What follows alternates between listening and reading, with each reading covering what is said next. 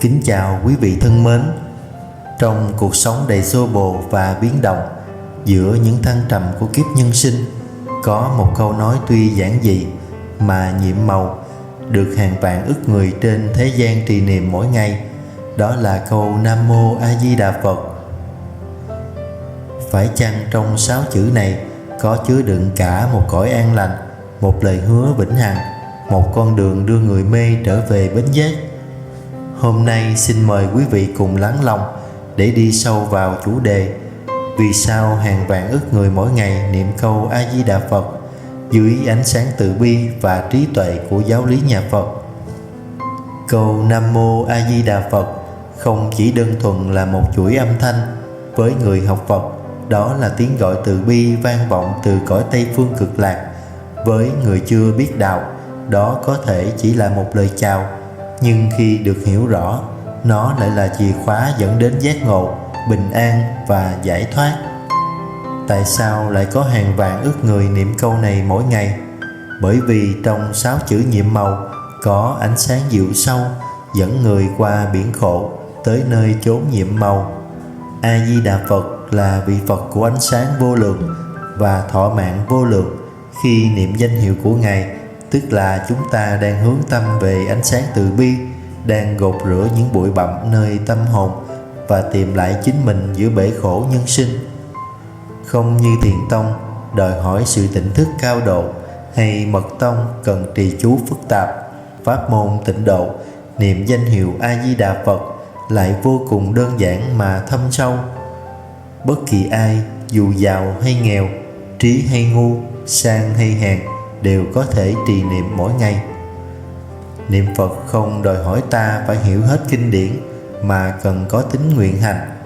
Tính là tin có cõi Tây Phương Cực Lạc, có Đức Phật A Di Đà. Nguyện là phát tâm cầu sinh về Tây Phương. Hành là thực hành niệm Phật mỗi ngày. Cũng bởi vì dễ hành trì mà pháp môn niệm Phật lan rộng khắp nơi, trở thành con đường cho muôn người. Không cần pháp lớn quyền cao, chỉ cần chí nguyện thanh tao hướng về A Di Đà giữa cơn mê, đưa tay tiếp dẫn không hề bỏ ai. Đức Phật A Di Đà đã phát ra 48 lời đại nguyện, trong đó nổi bật là nguyện thứ 18 rằng: nếu chúng sanh trong 10 phương khi nghe danh hiệu ta mà chí thành tin ưa, muốn sanh về nước ta và xưng danh ta cho đến 10 niệm, nếu không được vãng sanh, ta thề không thành Phật. Đây là cửa rộng mở cho chúng sinh, là cánh tay đón lấy tất cả, chỉ cần ta có lòng tin và nguyện thiết. Cuộc đời là vô thường, mỗi người chúng ta đều trôi lăn trong vòng luân hồi sinh tử, gặp phải khổ đau bệnh tật, ly biệt bất tội nguyện. Trong những lúc khổ đau nhất, nhiều người đã tìm đến câu A Di Đà Phật như một nơi nương tựa tinh thần, một ngọn đèn giữa đêm tối mịt. Khi tâm ta loạn, ta niệm Phật. Khi lòng ta đau, ta niệm Phật. Khi đứng giữa ngã ba cuộc đời, chẳng biết đi đâu, ta niệm Phật. Và kỳ diệu thay, sự bình an sẽ lặng lẽ thấm vào tâm trí ta. Người đời khổ lụy gian nan, niệm câu Phật hiệu nhẹ nhàng bước qua, không còn oán giận sân tà, tâm trong sáng lại như hoa buổi đầu.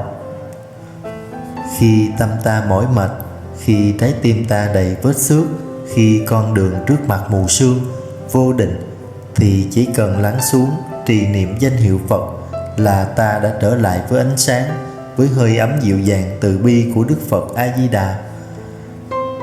Giữa đêm tối vọng câu kinh, một niệm Phật ánh bình minh hiện về, ngọn đèn tâm sáng không phai, dẫu bao phong ba chẳng lay niềm tin.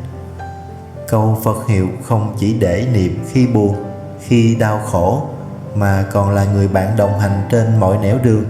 Khi hạnh phúc ta niệm để không quên ơn Phật, khi thất bại ta niệm để giữ tâm không sụp đổ, khi thành công ta niệm để không kiêu mạn, khi sắp mất ta niệm để an nhiên xả báo thân này. Nam Mô 6 chữ huyền vi dẫn ta qua bến luân hồi trầm mê. Dù đời lắm lúc u mê, một câu Phật hiệu mọi bề an nhiên. Câu Phật hiệu giống như một chiếc thuyền từ, lặng lẽ đưa chúng sanh vượt sông sinh tử. Trong khi bao người loay hoay tìm chốn nương tựa bên ngoài, thì người niệm Phật tìm thấy một hải đảo an toàn ngay trong nội tâm mình.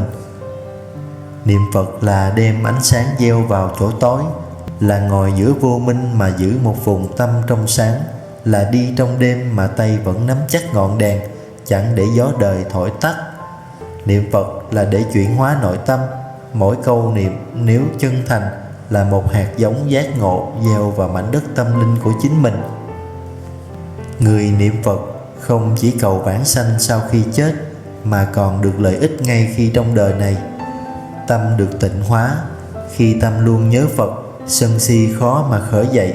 Giống như mặt hồ tĩnh lặng, tâm trở nên trong sáng và không còn bị nhiễm ô bởi những tham vọng giữa đời thường. Người thường xuyên niệm Phật, tâm bớt vọng tưởng, khí huyết điều hòa, thân thể nhẹ nhàng, ngủ ngon ít bệnh.